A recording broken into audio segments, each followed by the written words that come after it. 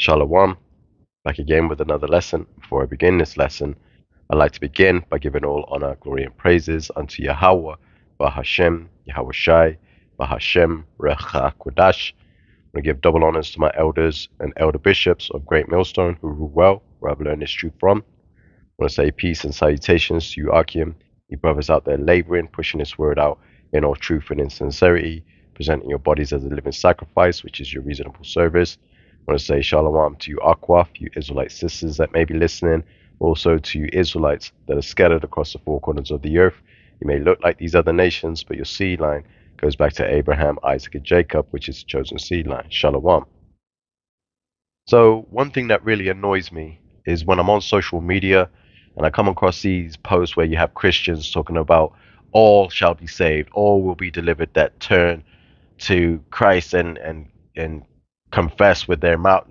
That annoys me when I see, because obviously being in the truth, you understand that only the Israelites are going to receive salvation, right, from Yahweh Shai, which is his true name, right? Now, you see a lot of Christians always trying to defend these Edomites from their judgment, and that really annoys me, because it's almost like, do you not read in the scriptures, the book of Obadiah, where it says that they will be humbled, right? So that's what this lesson here is about. I'm just going to read the book of Obadiah, because obviously, these things need to be reiterated in the earth, that there's no salvation for Esau, Edom, right? Now, it says here at the top, as you can see, Edom will be humbled. And these are some of the scriptures that a lot of Christians overlook because they don't want that punishment to come on these Edomites. But unfortunate for them, judgment is getting ready to be pushed out on the earth towards these Edomites, right? The time is now. The time is getting close, right? Their time is running out. So I'm going to read the book of Obadiah. I'm going to start from verse 1 on the top. So it says, the vision of Obadiah, thus saith the Lord, Yahweh Ba'ashim Yahweh Shai, concerning Edom, we have heard a rumor from the Lord Yahweh, and an ambassador is sent among the heathen. Arise ye, and let us rise up against her in battle. Now that rumor is like a message, right? And that ambassador is like an envoy or a messenger, right? To be sent out to the heathen, the other heathen, right? Other heathen nations.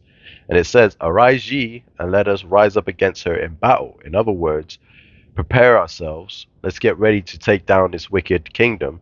The Edomites weakened kingdom, the nation of Esau, Edom, Babylon, aka America, right?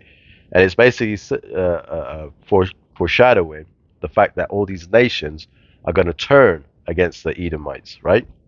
So as I continue on, verse 2 says, behold, I have made thee small among the heathen, thou art greatly despised, right?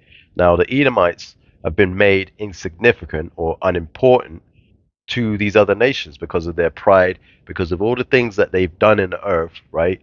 They violate international law and they get away with it like it don't mean anything. You know what I mean? Telling China they can't attack Taiwan, but on the other side go and invade Venezuela, a sovereign nation, and steal the gold and oil. You know what I mean? Like, so the Edomites have been made insignificant in the world today, and they're greatly hated, greatly despised. Right? Verse 3, it says, the pride of thine heart hath deceived thee, thou that dwellest in the clefts of the rock, whose habitation is high, that saith in his heart, who shall bring me down to the ground?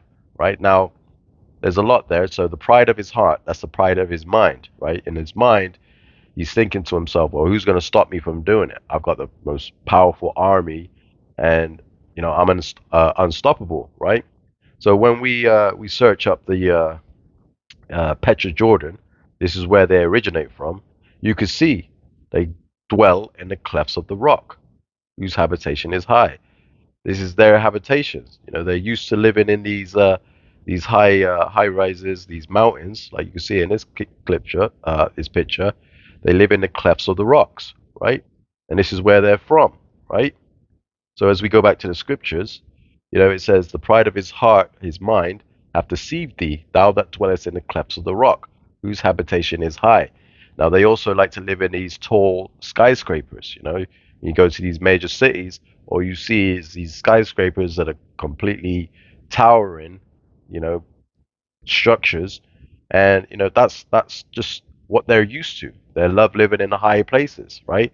You think of a mountain. Mountain is a high place. You get to see, everything. So they like these skyscrapers. It's part of their DNA or their culture. Living in the high places.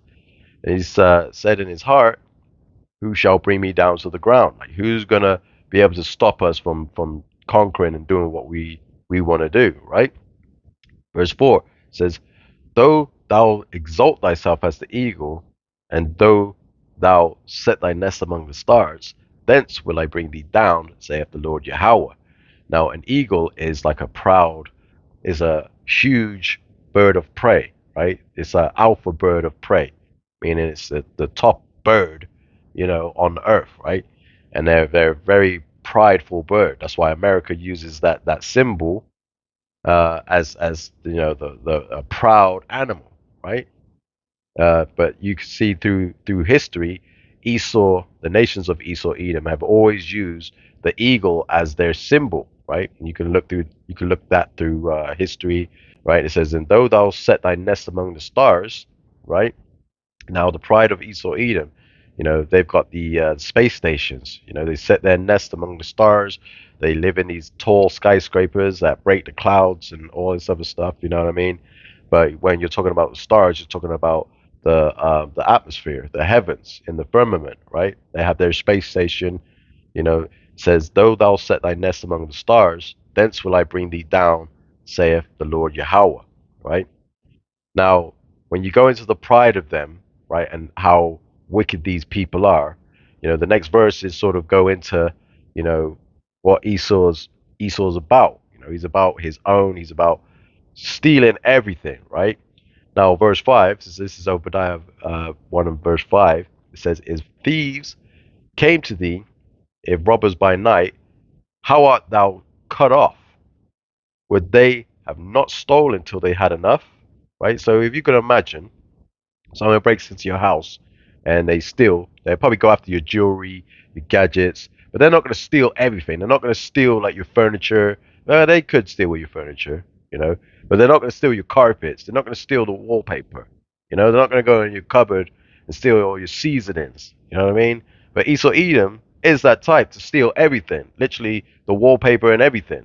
Probably steal the floorboards if he could, right? Now it says, would they have not had an says, "Would they not have stolen till they had enough?" But Esau can never get enough. Esau is just a greedy devil. He's a greedy person. Right? He just can't help himself, right? But it says, "If the grape gatherers came to thee, would they have not? Would they not leave some grapes?" Like, so when you have grape gatherers, right? They would take the grapes, they would take everything they need, and then they would leave the rest, right? So they'd leave the rest for the animals, they'd leave the rest for the people that are less fortunate. They would leave something for them, right? But Esau Edom, no, Esau Edom would clear the field, would clear everything, clear the vineyard, you know. But it says, so we're going to continue in verse 6. It says, "How are the things of Esau searched out? And how are his hidden things stored up?" Right? So, all the treasures that Esau has amassed unto himself, the scriptures are saying, how is all these things stored out? Now, something interesting, when you look at the translation comparison, look at different translations, when you look at the translation in the NLT, it says, "Every nook and cranny of Edom will be searched and looted, and every treasure will be found and taken." So Esau Edom is about to have all his treasures, all the things that he's amassed unto himself, all that's about to go, man. He's about to lose all of it, right? It says in verse 7, "All the men of thy confederacy," right? "All the men of thy confederacy have brought thee even to the border. The men that were at peace with thee have deceived thee and prevailed against thee. They that eat thy bread have laid a wound under thee. There is none understanding in him." So all the Confederacy is all those. nations that he's in allegiance with, right? So the nation of Esau, Edom, America, aka Babylon, they're in alliance with all these nations. It says all these nations, right, that were at peace with him, right, have deceived thee, meaning they've set a trap, right, and they're all going to eventually turn on America, aka Babylon. They're all going to turn on these people, these Edomites, right? It says, all the men of that were at peace with thee have deceived thee and prevailed against thee. They that eat thy bread have laid their wound under thee, right? So when they say, well, we break bread, when you're with allegiance of friends or acquaintances, you break bread together, right? It says, and this is what it's referring to. It says, they prevailed against thee. They that eat thy bread have laid a wound under thee, and there is none understanding in him. So Esau Edom is not even going to understand what's getting ready to happen to him, and all his allies getting ready to turn on him. And just to bring that out in the book of Isaiah, chapter 47, this is verse 11. It says, therefore shall evil come upon thee, thou shalt not know from whence it riseth, and mischief shall fall upon thee, thou shalt not be able to put it off. That's that trap. And desolation shall come upon thee suddenly, which thou shalt not know. Right? So these Edomites ain't going to know what hit them, right? Because all their allegiances are going to friggin' turn on them. They're going to turn against the Edomites, right? So this is why we say, like, you Edomites aren't going to be delivered. You're not going to be delivered from what the Lord is getting ready to do to you, right? So we're going to read verse 8. And it says, shall I not in that day, saith the Lord Yahweh, even destroy the wise men out of Edom, and understanding out of the mount of Esau? So the Lord is giving them the position in the earth to be in rulership, right? He's given them the ability to have all the answers, all the knowledge, the wisdom, right? And also giving them the ability to create technology, which is going to be needed for the end time prophecies, like the missile defense technology, the military industrial complex, all of that stuff, right? That was the wisdom that the Lord gave to these Edomites, but the Lord only put them in a position to have that information for a limited time. And now the Lord is starting to break them down. All the things that Esau has built, like the infrastructure, industries, etc. All that stuff is breaking down. It's crumbling, right? Now, as we continue to read in verse 9, it says, and thy mighty men, O Teman, shall be dismayed to the end that every one of the mount of Esau may be cut off by slaughter. Right? So if you look into the wise men of Teman, this is a reference to the men of wisdom or wise men and their scholarship. Right? Now the Lord is also professing that he's going to take all that away, that wisdom, and he's professing also the judgment of these Edomites. Right? Now, as we read in verse 10, it says, for thy violence against thy brother Jacob, shame shall cover thee, and thou shalt be cut off forever. Right? And that violence against thy brother Jacob is not talking about in Genesis when Jacob received the blessing and Esau was rejected. It's not talking about violence back then. This is talking about what the Edomites did to the Israelites throughout history, especially to the so-called blacks, Hispanics, and Native American indigenous, right? The history of that is what it's referring to. For thy violence, against thy brother Jacob, shame shall cover thee.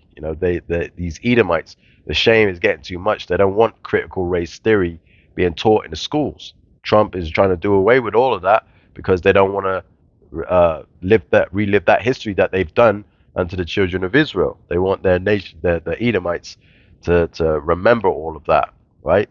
But it says, verse 10 again, I'm going to keep reading it. It says, for thy violence against thy brother Jacob, shame shall cover thee, and thou shalt be cut off forever. So these Edomites are getting ready to be cut off forever, which That's what they deserve. They deserve nothing less, right? Now, verse 11, it says, in the day that thou stoodest on the other side, in the day that the strangers carried away captives his forces, and foreigners entered into his gates, and cast lots upon Jerusalem, even thou wast as one of them, even thou wast as one of them, right? Now this is talking about the strangers that it's referring to here is the Babylonians, right? So when we were sacked or invaded by the Babylons, uh, you know, led away, carried away captive his forces. That's referring to the Israelites and mainly the southern kingdom. I mean, there were some northern kingdom Israelites there too, but it was mainly the southern kingdom that was taken away captives, right? It says, and foreigners entered into his gates, so they, broke down the gates or broke through the gates. They got into the city. They took us captive, right? And cast lots upon Jerusalem, even thou wast one of them. Now, the thou, as was one of them, is referring to the Edomites because the Edomites were there to, to help with the downfall of the Israelites, right?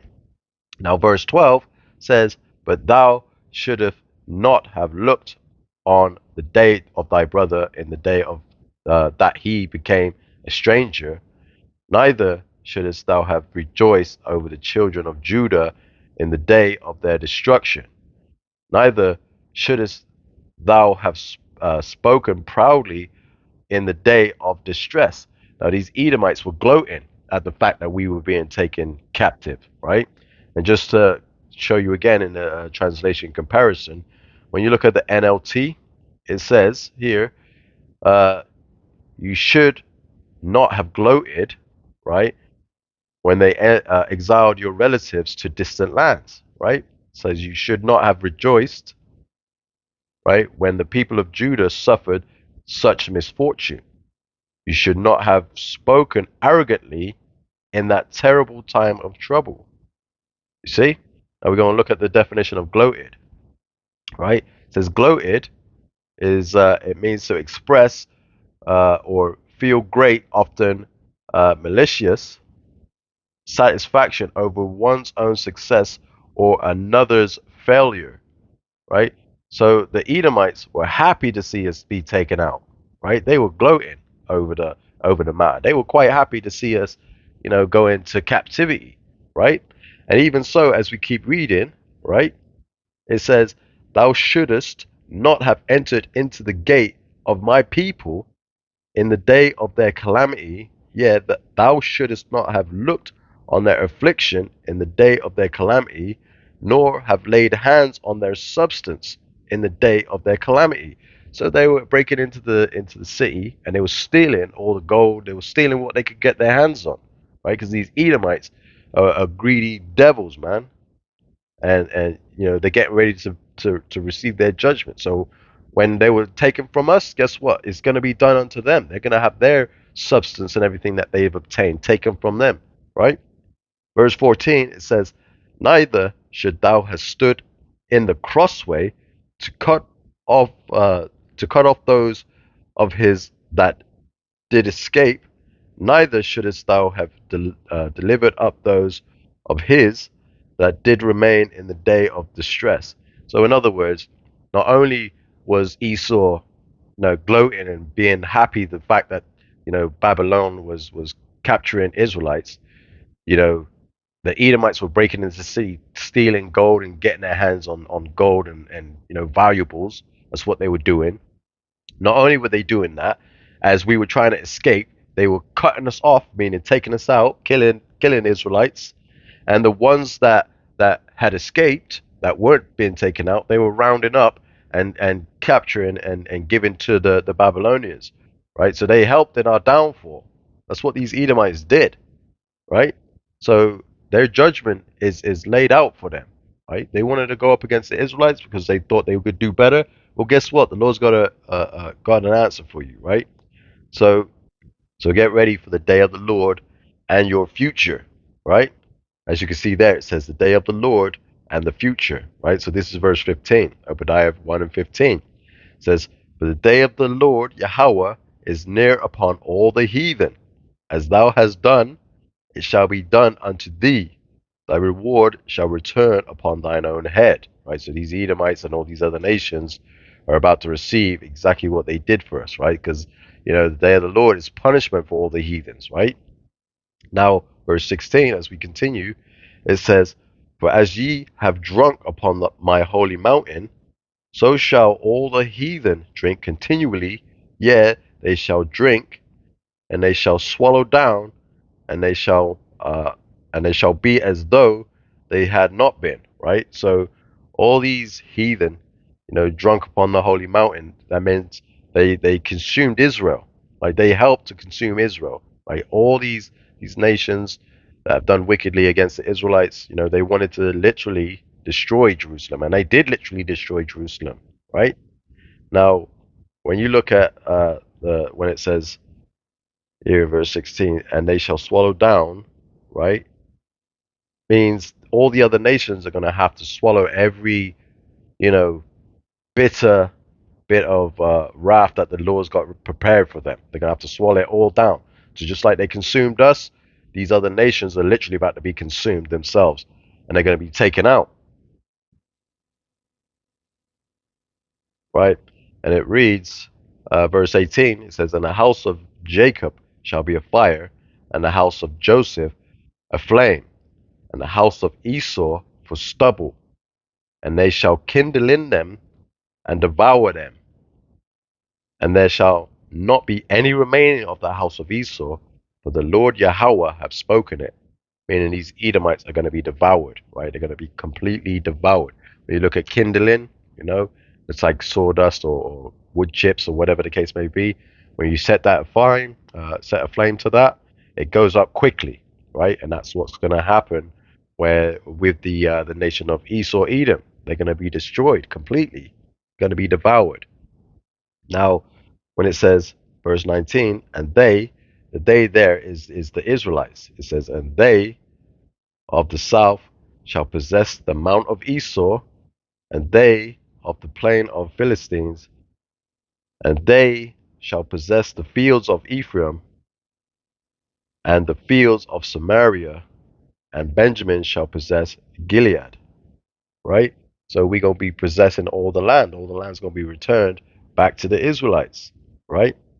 Verse 20, it says, And the captivity of this host of the children of Israel shall possess that of the Canaanites, even unto Zarephath, and the captivity of Jerusalem, which is in Separad, shall possess the cities of the south.